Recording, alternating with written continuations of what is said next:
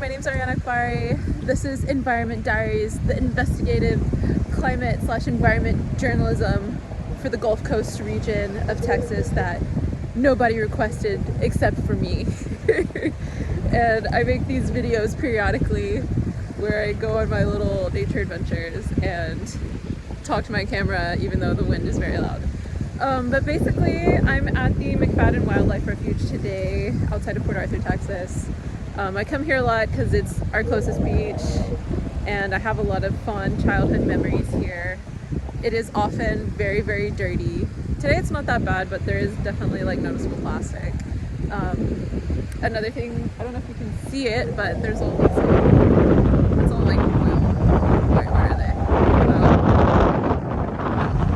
Oh, those little dots, those are like, I think those are oil ships doing whatever oil ships do. And if you go back that way, then you're gonna find a whole ton of new LNG build out. I hope you can hear me, it's like so windy. But yeah, that's one thing that really upset me today driving out here. Oh my gosh, is the LNG, liquid natural gas, which is methane gas that they greenwashed.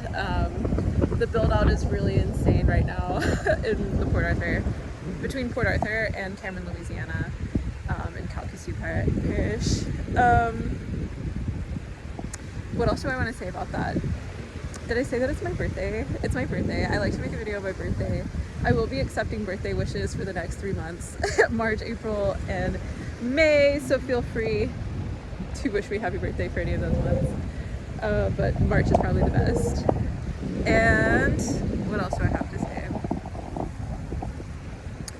I don't know, driving out here past all the LNG plants and the refineries like Valero and like, I don't know, Golden Pass, Cheniere, like all these really toxic LNG places that I also know have like extremely toxic work cultures and like pay their people,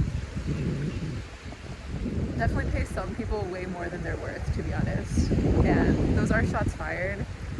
It's just because I'm not convinced of the character or even like the technical abilities of a lot of the people currently on staff with these LNG groups.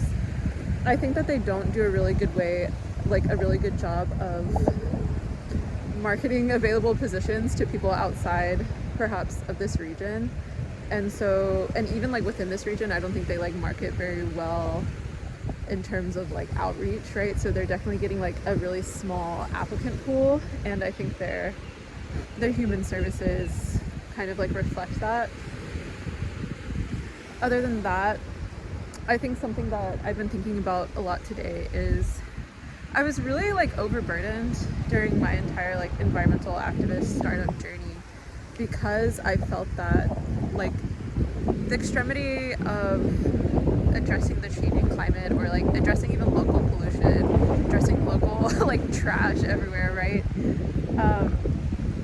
It felt so obvious to me, and it felt like something that was fixable, right?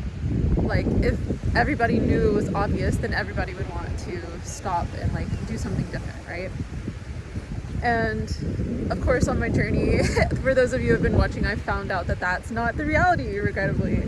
And I think seeing like all of these new LNG facilities pop up and like considering their existence in the context of the Russian-Ukrainian war and like the destruction of the Nord Stream pipeline, which was delivering LNG to Europe through Russia. And I honestly like I don't have the knowledge or ability to guess like what really went down there or like what's even currently going down with like LNG and global war policy and like economic policy, but I guess it's really sad to see the loss of our beautiful coastlines. Really sad, especially because like these facilities are ugly. They're also like not even viable in these areas, right? Like LNG or methane gas, the way that they deliver it here is frozen, right? It's very cold.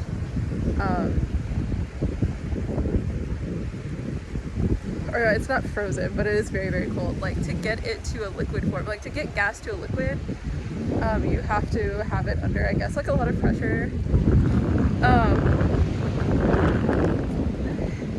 I'll go back and like read up on this. I do know some topical things, but I will read up on this and make sure I get it right for you guys whenever I present my knowledge on LNG in the future. But basically, like, I do know that this is the worst possible place that they can be building it, because like the land here, it's coastal, it's swampy, it's prone to hurricanes, it's hot, and like for these facilities, they really need places that are cold, that are like stable. But they kind of just put them here because we do have ports, right? And because like it is traditionally what they call a sacrifice zone, which means like they've already deemed that this area is basically just a giant toilet that they can pump all of their toxins into and no one will care, right? And that's really unfortunate because that shouldn't happen to like any place, especially not these beautiful special ecosystems here along the Gulf Coast of Texas.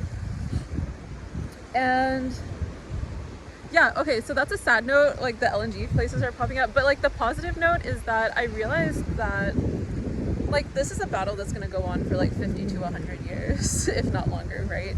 Like everybody's very quickly going to realize that this was a bad idea, that like things are not going well, and that they're going to have to really make a quick turnaround to switch to like cheaper, more sustainable forms of energy, like renewables, and like invest in other, like a circular economy that would allow people to like live healthy and like bountiful lives without polluting their environment, you know, which is possible.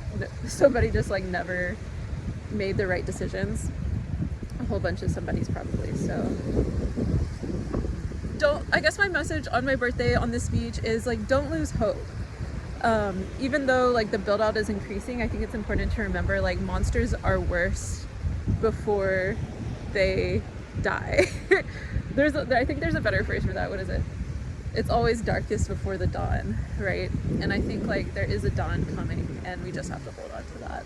So with love on my birthday to all of you who have ever followed me, whether or not you wanted to. This is Ari Akbari with Environment Diaries from McFaddin Wildlife Refuge. Bye!